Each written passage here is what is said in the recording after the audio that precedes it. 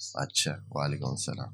اے اللہ، اتنی اس کی کیا ضرورت ہے کہ ہمیں یؤمنون بالغیب، واضح ہے کہ جو چیزیں جن کو ماننا ہے ہیں، لیکن ہمارا یہ جسم کا جو نظام ہے یہ ان تک رسائی نہیں رکھتا ہے، ہمارا عقل کا نظام اس تک رسائی رکھتا ہے، وہ کیا ہے؟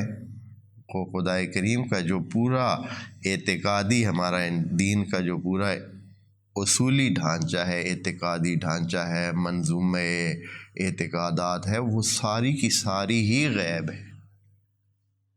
اس میں رسول خدا کریم خود ذات الہ ہم سے غائب ہے، وہ ہمیں عقل کے زور پہ اس کی پہچان کرنی اور اس تک پہنچنا پڑتا ہے اور اس کو ماننا پڑتا ہے، محسوس نہیں ہے۔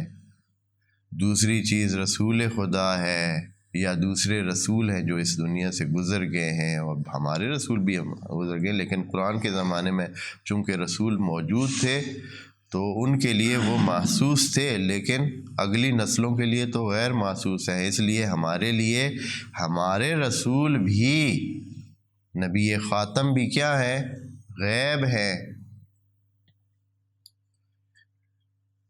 قیامت جس پر اعتقاد ضروری ہے، یوم الآخر، وہ بھی ہم سے کیا ہے؟ غیب ہے۔ جنت بھی غیب ہے، دوزخ بھی غیب ہے۔ ملائکہ جن کا اعتقاد قرآن میں کہا گیا یؤمنون باللہ و بالملائکۃ، جو ابھی میں انشاءاللہ آیت بھی پڑھتا ہوں، وہ بھی غیب ہے۔ پچھلے رسول جن کا خدا کریم نے کہا اعتقاد ان پر بھی رکھنا ہے، میں آیت آپ کے سامنے پڑھ دیتا ہوں کہ یہ آیت بھی کہہ رہی ہے کہ ایمان بالغیب کا معنی کرتی ہے آیت، اور اس میں یوں بیان ہوا ہے، ایک دوسری آیت میں یہ چیز موجود ہے،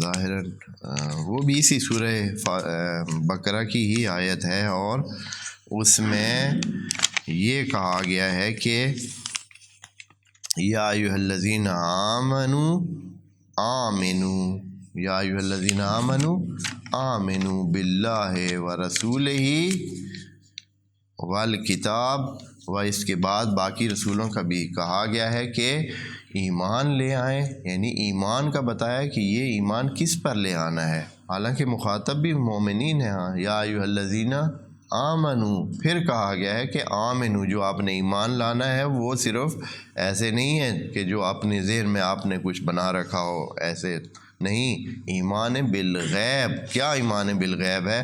آمنوا باللہ ورسولہ والکتاب الذی نزل معہ والکتاب الذی انزل من قبلہ، اس طرح سے پہلے جو کتابیں نازل ہوئی ہیں اور جو رسول پہلے آئے ہیں ان تمام کو آپ مان لیں۔ یہ طریقہ ہے ایمان بالغیب کا۔ پس جو چیز جس پر ہمیں ایمان لانا ہے وہ سب کا سب ہی غائب ہے۔ کوئی چیز جس پر ہمیں ایمان لانا ہے وہ اس میں سے سوائے ایک چیز کے جو کہ قرآن ہے، باقی ساری چیزیں کیا ہیں؟ غیب کی ساری پٹی ہے، سب ہی غیب ہے۔ ہاں، وہ کتاب جو آخری کتاب نازل ہوئی ہے وہ ہمارے سامنے ہے اور ہمیں اس پر بھی ایمان لانے کا کہا گیا ہے۔ تو یہ جو ہے ایمان بالغیب ایک بہت بڑی، پھر اس کی وضاحت چونکہ آگے دوسری آیت میں خدا کریم نے بتا دی ہے کہ غیب سے مراد یہ ہے کہ چونکہ زیادہ تر، وعلیکم السلام، یہ عقل والا کام ہے، اور خود قرآن کو بھی ماننا صرف اس کے صرف ظاہری اس حصے کو تو نہیں ماننا ہے، بلکہ قرآن کے اندر جتنی بھی باتیں ہیں ان میں سے زیادہ تر باتیں خدا کریم کی بتائی ہوئی ہیں، اور وہ ساری کی ساری کیا ہیں؟ ایمان بالغیب کے زمرے میں ہی آتے ہیں، چونکہ قرآن کے محتویات کا بہت بڑا حصہ اللہ کی بتائی ہوئی باتوں پر ہے، اور اللہ کی بتائی ہوئی باتوں پر اعتقاد بھی ایمان بالغیب ہے، اس لیے کہ ہم نے تو نہیں دیکھی ہوئی بات